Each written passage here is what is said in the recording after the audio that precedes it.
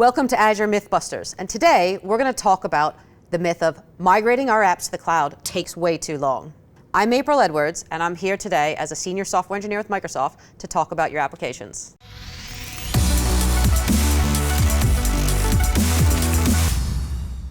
All right, so let's talk about your apps. So let's say you have a lot of apps on premise and you want to go, well, we want to move them to the cloud, but really, how do we move them to the cloud? And as an organization, you think it takes too long, there's too many contingencies. So let's talk about a lot of the myths that a lot of customers come to us about and how we can bust those myths. So first myths, one of the issues we see is that we have monolithic and legacy applications, and they think, we actually can't move those to the cloud. They're too old, the code's too old, and it just won't work. Actually, let's bust that one. Firstly, monolithic apps can run in the cloud, and there's different ways to move them. We can lift and shift them, and we can take old code and we can transpire it into the cloud. So another common issue is that we have too many dependencies, and that could be dependencies on premise or dependencies to our app. And maybe we don't know about what all the dependencies are, and that blocks us from getting our apps to the cloud. What's another dependency is how we secure our apps. A lot of customers think the cloud isn't secure, or how do we secure our cloud? How do we secure our apps? And it's a big undertaking. So I understand it can be a lot to take on.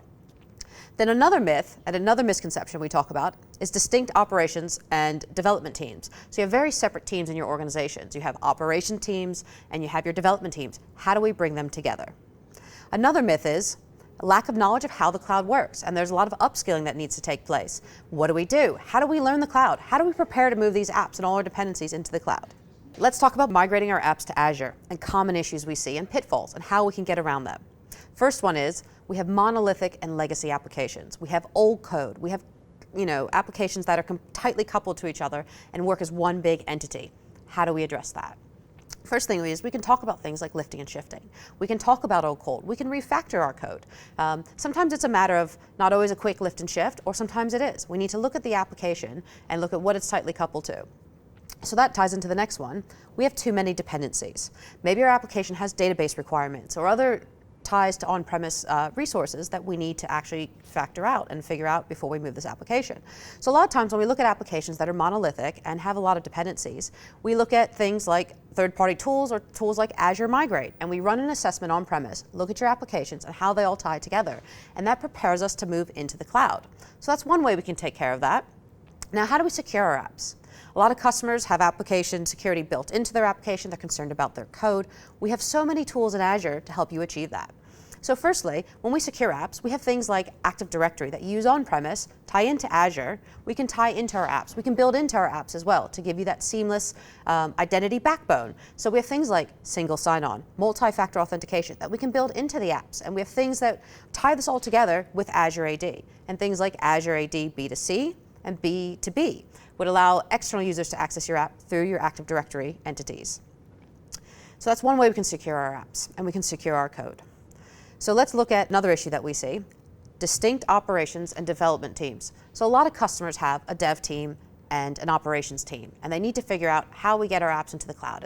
And one big issue we have is we have distinct teams with distinct roles, and we talk about different ways we can combat that. We talk about DevOps, we talk about different processes, we look at tools. The biggest thing we have to look at is our people, right? So we have these different teams, and we think this app wants to go to the cloud. How do we put it up there, and where do we put it? So another common issue we have is we have very distinct operational and development teams in our organizations, okay? So we have an ops team that's concerned about the infrastructure side of it, the nuts and bolts sometimes, and how our servers are going to look and what everything's going to run on. And then we have development teams that just want to run their code.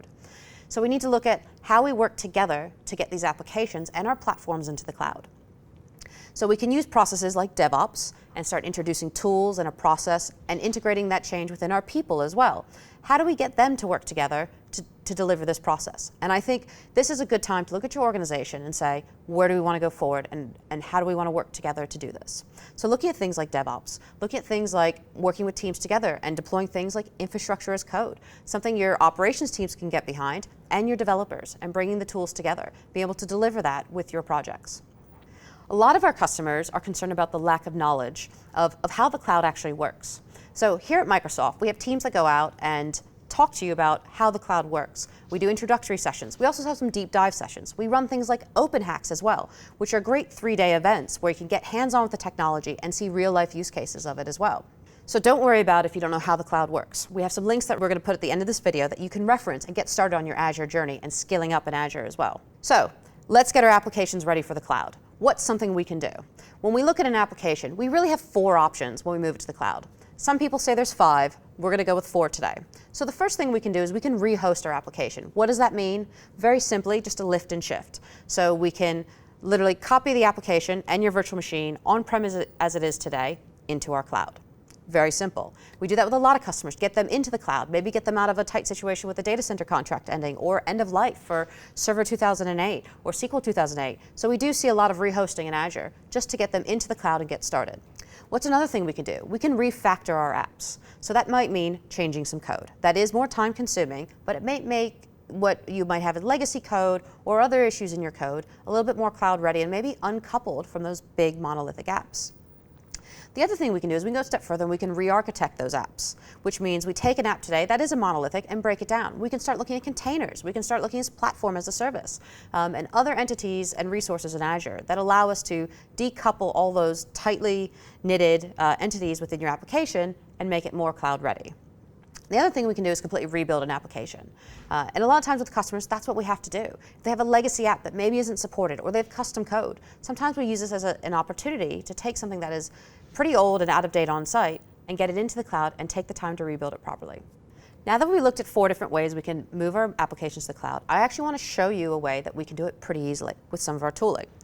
So I've opened up Visual Studio and I have an application that is running on-premise in a virtual machine, or it can be on a physical server. Doesn't matter. But I'm deploying my code from a local resource. My code could be sitting actually in something like GitHub, doesn't really matter. But it is running on site, and we're running this website from on-premise environment. So what I'm going to do is I'm going to take my code. It's very generic code here. I'm going to open up Visual Studio, and if I go to the actual website that I've launched, I can right-click on it, and we have this great feature here that says Publish. So I'm going to click on Publish, and when that box comes up, I have the option to publish this app to Azure right out of Visual Studio. So I have an Azure App Service option. I also have a Linux app service available to myself, and I can also go to a virtual machine. So we talked about just being able to rehost something. I could literally lift and shift my code into a virtual machine running IIS. Really simple. But actually, I want to go serverless. I want to go into platform as a service because I'm a developer and I just want to deploy my code. I don't want to worry about the infrastructure. So in my Azure App Service option here, I'm going to hit Create New, and I'm going to create the profile. Great, so now we've gone in and we're creating our website. So I've had to create a name for our website and our project. I have to declare what subscription I'm going to deploy into. And I need to change a resource group. So I have 2 options here. I can use an existing resource group, but I'm going to put it into a new one that I don't have anything deployed into. We do have to choose a hosting plan as well. So when you deploy into Azure, you do have to choose what t-shirt size of compute you pretty much want to run this on. No big deal. And down here, we also have the option to add application insights into our application deployment. And Application Insights add some monitoring for us on top of our application. Also, if you notice here, I can create a storage account with my application for additional storage, or a SQL database if there's a database dependency. So what I can do is I can deploy my code to an Azure web app with a database and a storage account off the bat. And there we go. So for now, I'm just going to create the website. I'm going to hit Create now that I've declared all my variables, and it's going to create a new website in Azure. Right, so now our app is successfully deployed from Visual Studio. So if I go into the Azure portal, I can go into my resource groups or my application services, and I can see that I've deployed the website here. And if I click on it, I have a fully functioning web app all ready to go within a few minutes. And I have a URL, and if I click on it, it will load my website successfully. So there we go. We've deployed our on-premise code into Azure within a few minutes. Really easy and really simple. So we just deployed our app with Visual Studio. It's a phenomenal tool that Microsoft produces that allows you to get your app from on-premise into the cloud. We've done that within a matter of minutes. Fantastic. We also have something called our Azure App Service Migration Assistant. It is fairly new, but it's a great tool that you can use, run on your apps. It only works on .NET right now, but it's a great way to assess your code and the state of your application, and it'll also help you migrate into Azure. And we also have Azure Migrate, which is one of our tools that you can use to assess your entire on-premise environment. It will map dependencies, how much storage you're using, and the size of your virtual machines and your applications. It's a great tool to get started to look at your entire state to get to Azure. We also have Azure Backup and Azure Site Recovery. That is our backup tool and our site recovery tool, which is great for DR. A lot of customers use it to do a lift and shift, to install on-premise and get everything migrated into the cloud. So today we covered off some myths about what prevents people from getting their applications into the cloud. We looked at 4 different ways in which you can move your applications and some tooling to help you get there. So thank you for your time today, and good luck getting your apps into the cloud.